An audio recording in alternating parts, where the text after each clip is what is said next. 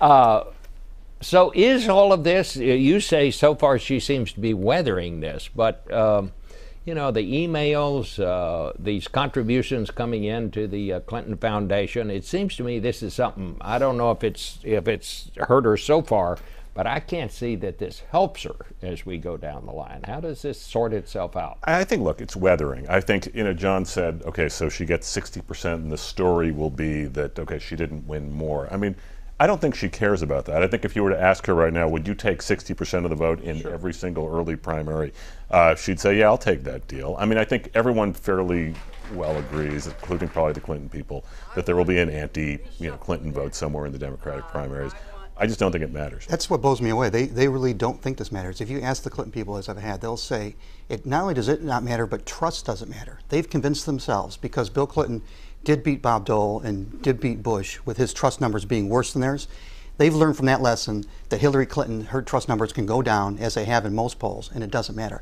I think they're wrong. I think times have changed enough. She's not the kind of candidate he was, and mainly the times have changed in a way that transparency and accountability and integrity are really going to matter this election, and it's not something she can just gloss over. I asked this as a reporter. Will she have a news conference anytime soon, Susan? Here's this great, I think it was in a McClatchy story. It said, Bernie Sanders has had 31 encounters with reporters since he announced, and Hillary Clinton has had 0. And that, I think, is not sustainable for someone who wants to run in Iowa and New Hampshire and be president of the United States. You have to take questions from reporters, whatever you think of them. And here's one, number 6. That's the number of Democratic debates we're going to see in the primary season. I assume that Hillary Clinton will participate in all of them. And that is an opportunity for those who would challenge her to really make their case against her on an equal footing. Well, do we know if she's going to participate in those debates? She says she's going to. She says she will. And I would think the question for us isn't just how it's affecting the campaign, but what does these two issues say about the kind of president she would be? We have to be asking those questions. Is she going to be somebody who's going to be transparent? Well, maybe not. Is she somebody who's going to be accountable as a leader? Well, maybe not. Is she going to be someone who follows the rules?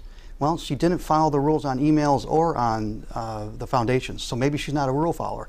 Those are the questions that, even if her numbers start going up, the media still got to pay attention to those questions and help voters understand how to connect that to their vote.